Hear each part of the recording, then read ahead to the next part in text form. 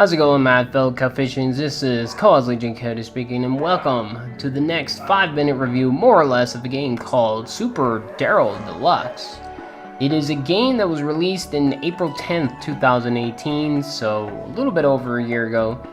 Developer and publisher by Dan and Gary Games. This is a action RPG game.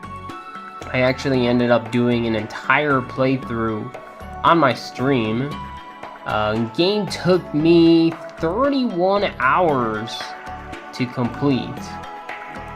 I thought it was actually a lot longer than that, considering the fact that I just finished doing a review of Octahedron, and that one also took me 31 hours to beat. But with this one, it actually seemed like it was a lot longer than that, just because of, I guess you can say, of all the reading, just because of the amount of different things that you can do. So let's get started with the review. It has fantastic music all throughout, especially the end song that the game has once you actually end up beating it.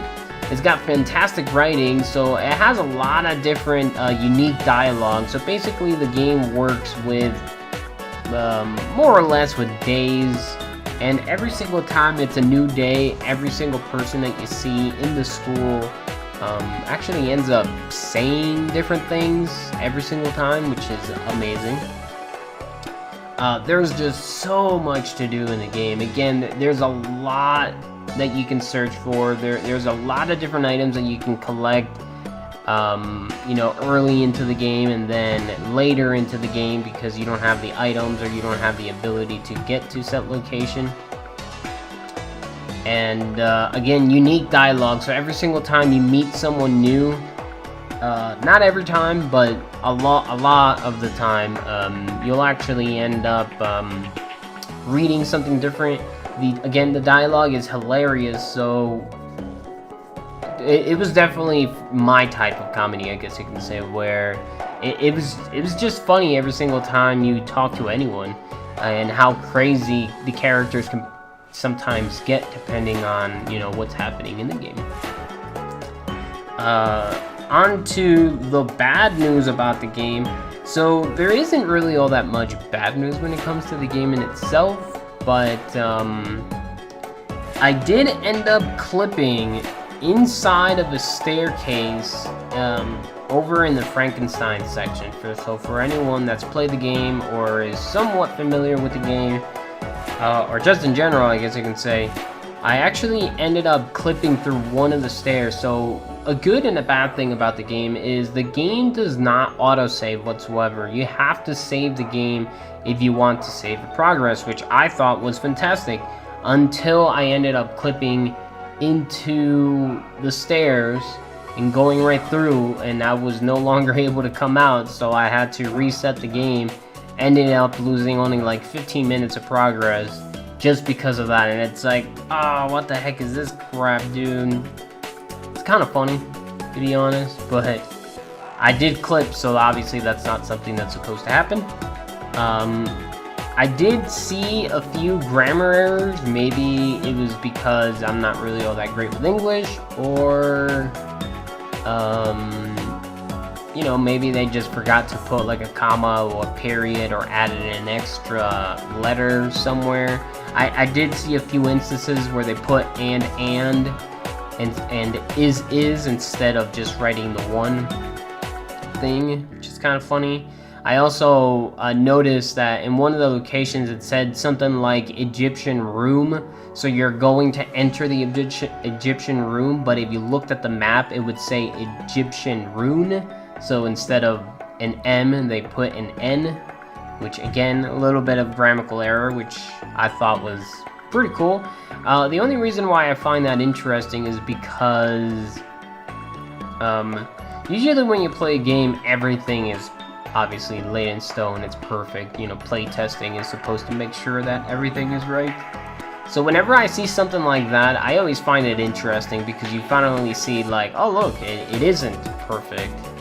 They did end up messing up, which again, I find interesting. I didn't really find a problem with that, but there are grammatical errors, so there is that. And there is one quest that is unbeatable if you get to a certain point.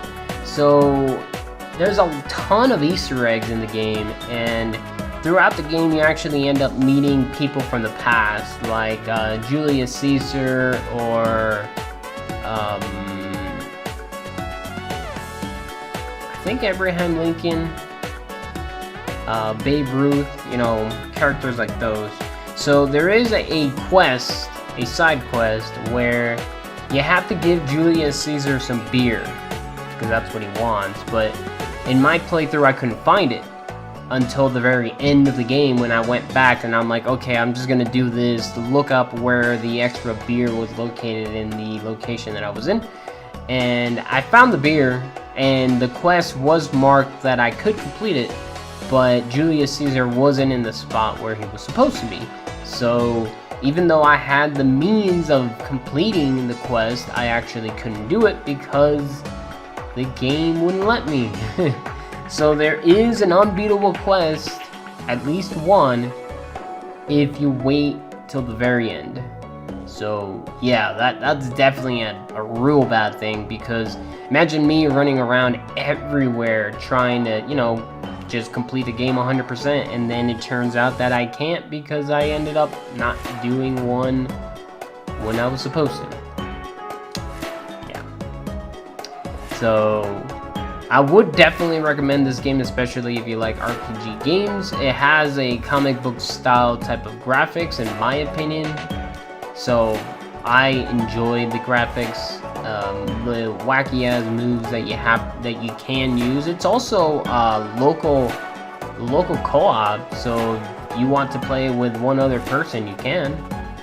The only bad thing about that, I guess, is the enemies will get a slight increase of health and defense and strength and whatnot, but I'm assuming that would be pretty labeled out balance since you're playing with two. But yeah, with that, I am done.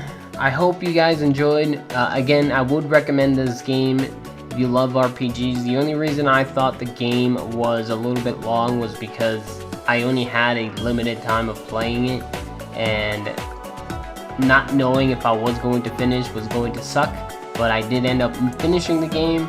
I'll end up putting up the playthrough eventually, don't really know when, and yeah, with that, I am done. Hopefully you guys enjoyed, and hope to see you in the next one.